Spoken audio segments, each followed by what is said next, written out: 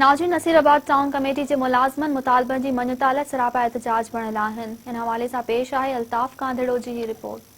जी नाज़रीन, असीं हिन वक्त टाउन कमेटी नसीराबाद के मुलाज़मन पारां अॼु ॿिए ॾींहुं मुकमल हड़ताल कई वई, जेके नसीराबाद टाउन कमेटी के अहात जे अॻियां वेठा आहिनि। अचो त साण सां ॻाल्हि ॿोली कयूं त कहिड़ा मुतालबा हिननि जा आहिनि। हिन वक़्तु असीं टाउन एम्प्लॉइज़ वर्कर यूनियन जे पारां कमछद हड़ताल ऐं धरणे ते मौजूदु आहियूं।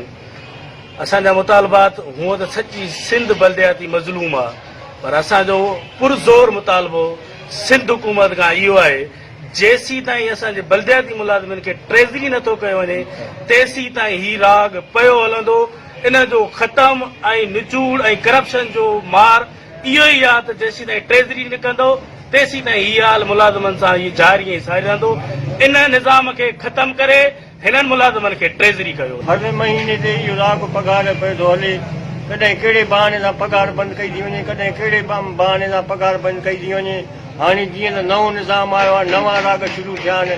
टाउन ऑफिसर में वञ त चए थो त एसी साहब सही नथो करे, जीअं वञ एसी साहब वटि त एसी साहब चए थो त टाउन ऑफिसर असांजे पगारनि जा बिल नथो खणी अचे, पंहिंजा बिल वोचर खणी बीठो आहे। जेको आहे इहो नओं नओं राग पिया ॻाइनि। असां जेको आहे अपील था कयूं सिंध हुकूमत खे त असांजी ट्रेज़री वसीले पगार कई वञे।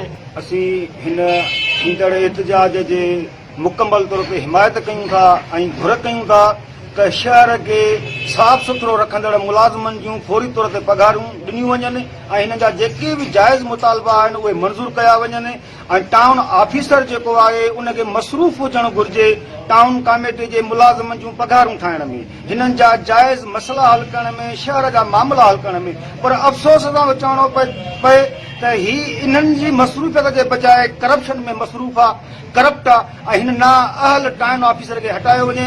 ॿी सूरत में ही इतजाज जारी रहंदो। पहिरीं ॻाल्हि त असां 130 मुलाज़िम आहियूं, 130 मुलाज़िम न, पर उन्हनि जी फैमिली बि आहिनि। कोई ते कंहिंखे 2 बचा आहिनि, कंहिंखे 3 आहिनि, कंहिंखे 4 आहिनि, कंहिंखे 5।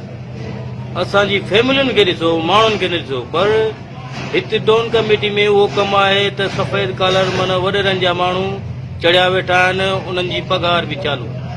असां मज़लूमनि खे छा थो कयो वञे त आए महीने मज़लूम माण्हुनि खे लाहियो थो वञे, जेके 60 मुलाज़िम आहिनि, 61 या 60 उन्हनि खे हटायो थो वञे। एसी साहब खे असां चैलेंज था कयूं, टाउन ऑफिसर खे, जिन्हनि जी 15 ॾींहं तां पगार चालू कई आहे, उहे कहिड़े हंधि कमु कंदा आहिनि, कहिड़े हंधि गंद खणंदा आहिनि, कहिड़े हंधि सफ़ाई कंदा आहिनि, कहिड़े शहर में रहंदा आहिनि, ऐं जिन्हनि खे लाथो अथव उहे पुछा कयो त जांच कयो त उहे किथे रहंदा आहिनि, कहिड़े हंधि कमु कंदा आहिनि ऐं उहे छा कंदा आहिनि।